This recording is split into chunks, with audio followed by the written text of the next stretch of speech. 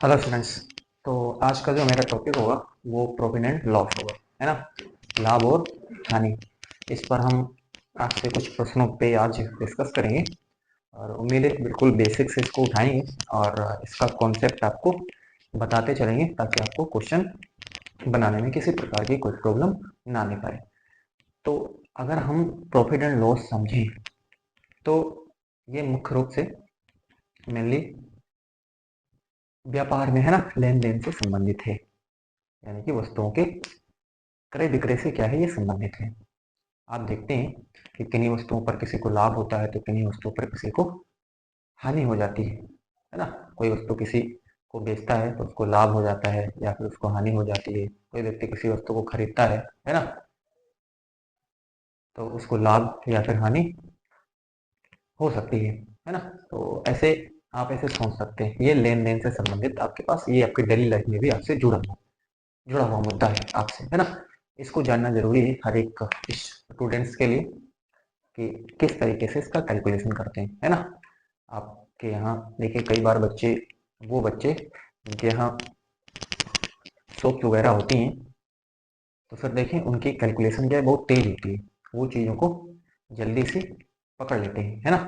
और बहुत बच्चे देखें इनको समय लगता है उनमें कैलकुलेशन में, ठीक है ना। कई बार बच्चे आप देखो कि अगर 1 किलो 100 रुपये का मिलता है ना, 1 किलो अगर कोई चीज़ 100 रुपये की मिलती है और उनसे पूछो 100 ग्राम कितने का हुआ तो वो फट से बता देंगे। लेकिन वही बच्चा जो इससे नहीं जुड़ा हुआ है उसको ये चीज़ बताने में क्या लगता है, टाइम लगता है। ये चीज़ आपने भी फील करी होगी। ऐसे बच्चे जो दुकान में रहते हैं या फिर शॉप वगैरह में रहते हैं उनकी कैलकुलेशन आपसे क्या होती है, तेज होती है। कारण है क्योंकि वो उसी चीज़ में इन्वॉल्व हैं, उससे जुड़े हुए हैं। तो उनकी डेली लाइफ में ऐसा होता रहता है और वो खटाखट अपनी कैलकुलेशन करके अपना काम करते रहते हैं और वो आपके लिए क्या डिफिकल्ट हो सकता है ना। क्यों? क्योंकि आप उससे जुड़े नहीं हैं, ठीक है। तो आज हम उन्हीं बिंदुओं पर आपसे डिस्कस करेंगे, थोड़ा सा बेसिक उठाएंगे, बिल्कुल इसको बेसिक से ही, है ना, ताकि आप इसकी जड़ समझते चले, इसका रूट क्या है वो आप समझते चले, है ना। तो जो सबसे पहली चीज हमारे पास आती है वो क्रय मूल्य की आती है ना। क्या आता है हमारे पास? क्रय मूल्य। ये देखिए हमारे पास क्या शब्द आता है, क्रय क्रय मूल्य, जिसको हम कोस्ट प्राइस कहते हैं, है ना।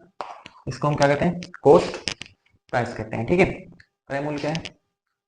ये वह मूल्य है जिस मूल्य पर किसी वस्तु को खरीदा जाता है। जिस मूल्य पर किसी वस्तु को खरीदा जाता है वो क्या कहलाता है? उसका क्रय मूल्य कहलाता है, ठीक है। जैसे आपने एक दुकान से गए और आपने मान लो 1 किलो शक्कर ही आपने खरीदी, है ना। तो 1 किलो शक्कर अगर आपने खरीदी, मान लो आपने 40 रुपए का शक्कर 1 किलो आपने क्या करा, खरीदा।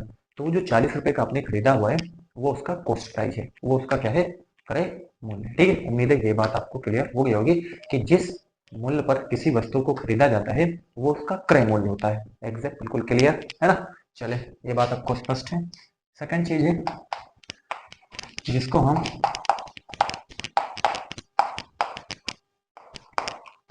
विक्रय मूल्य कहते हैं, यानी कि इसको हम सेलिंग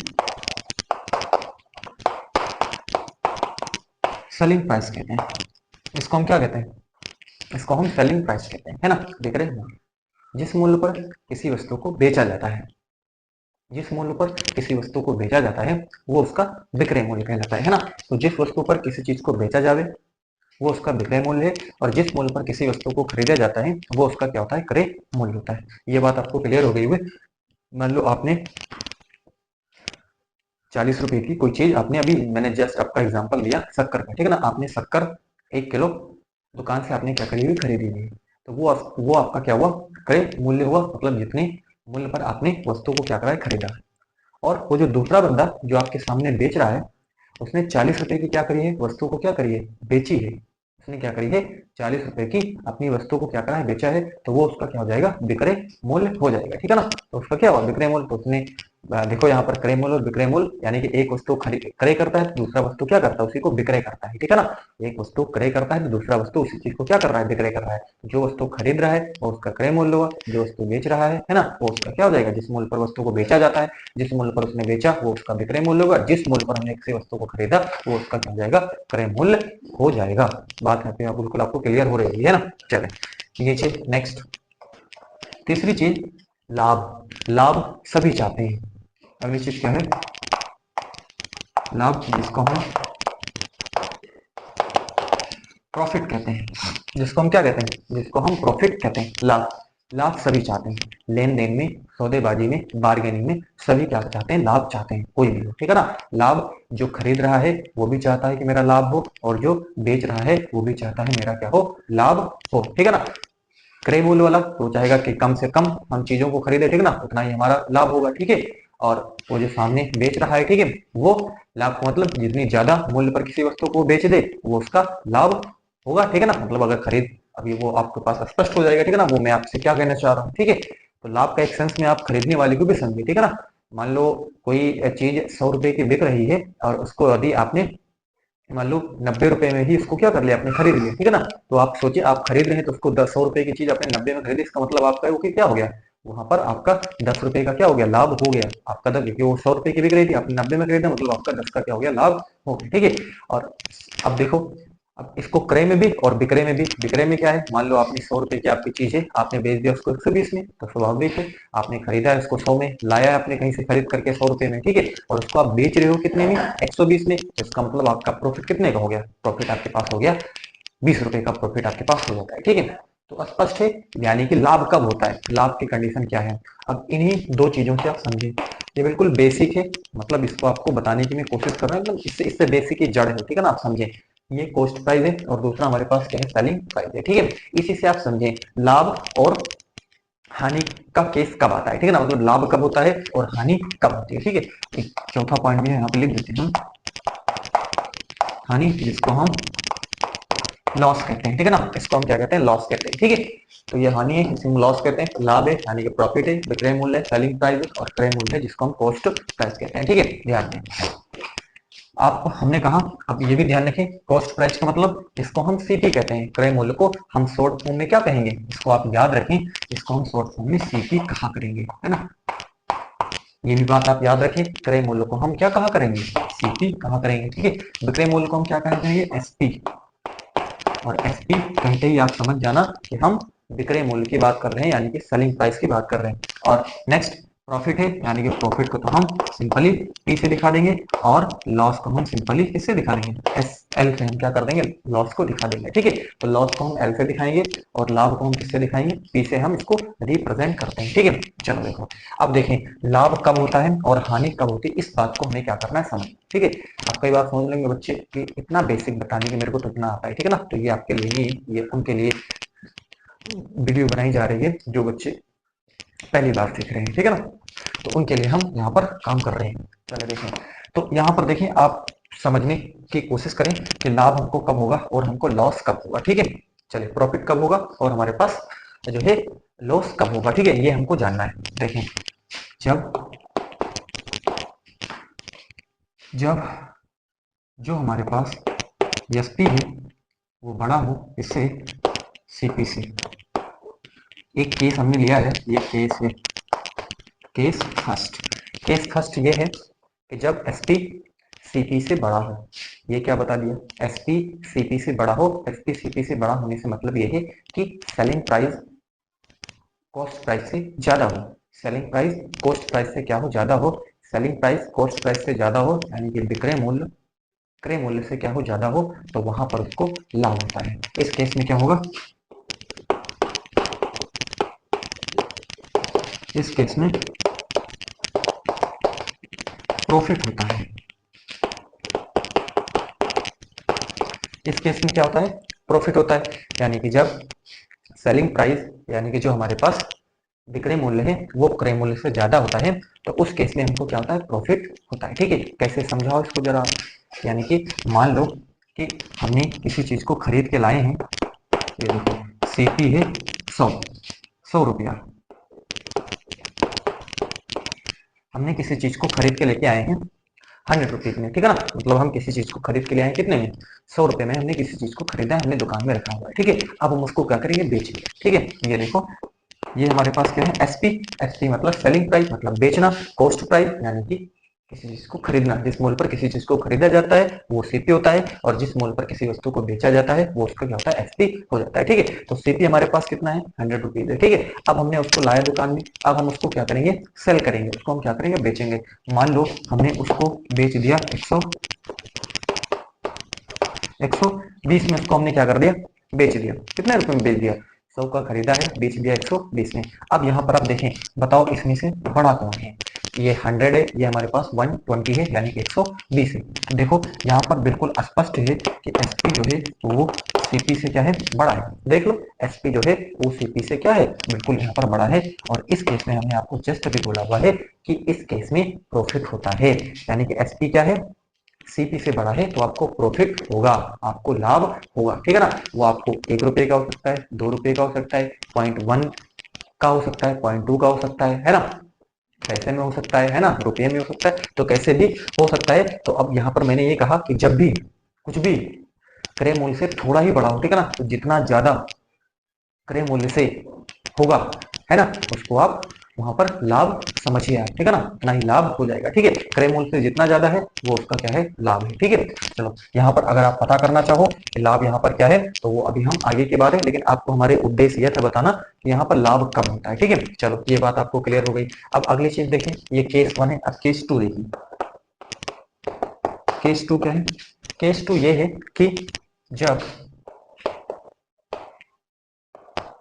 सीपी जो है वो एसपी से क्या हो, बड़ा हो। ये क्या है, सीपी जब एसपी से क्या हो, बड़ा हो, सीपी क्या हो, एसपी से बड़ा हो, यानी कि जो कॉस्ट प्राइस है, जो खरीदा गया मूल्य है, जिस मूल्य पर आपने वस्तु को खरीदा है वो ज्यादा है, और जिस मूल्य पर आपने वस्तु को बेचा है वो कम है।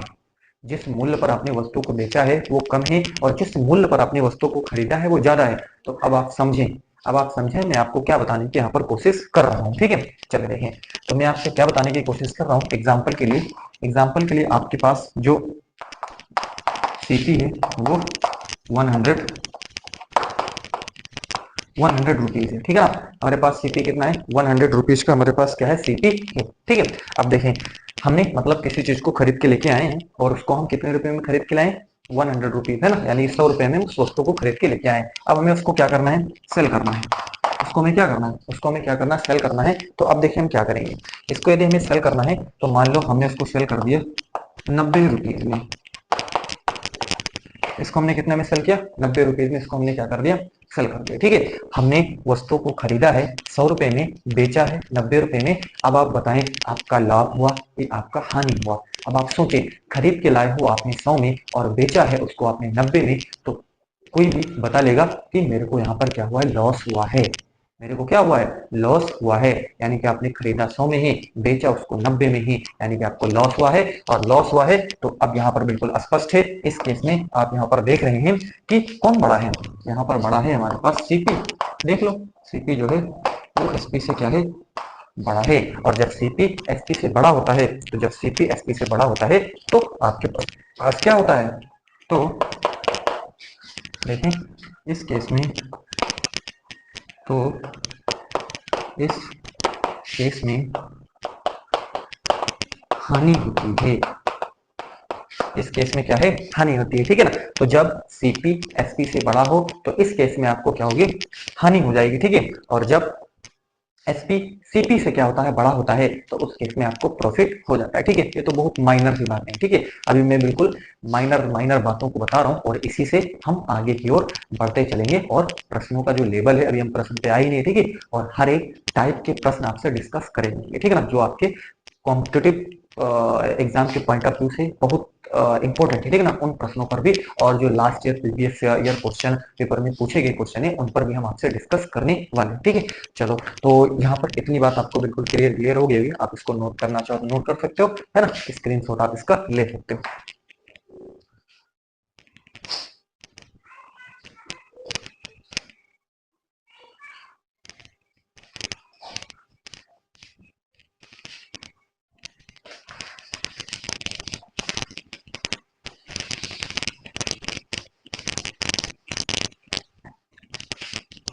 चलो, तो ये हमारे पास क्या हुआ, क्रय मूल्य हुआ, विक्रय मूल्य हुआ, ये लाभ हो गया, और ये हमारे पास क्या हो गई, हानि हो गई। ठीक है, तो इतनी बात अगर आपको क्लियर है, तो अब हम कुछ जो मूलभूत फॉर्मूले हैं, जो हमारे पास क्या है, कुछ मूलभूत फॉर्मूले हैं, ठीक है, जो हमारे पास कुछ सूत्र हैं, उन सूत्रों पर हम क्या करते हैं, बात आपसे करते हैं, ठीक है। तो देखिए हमारे पास कुछ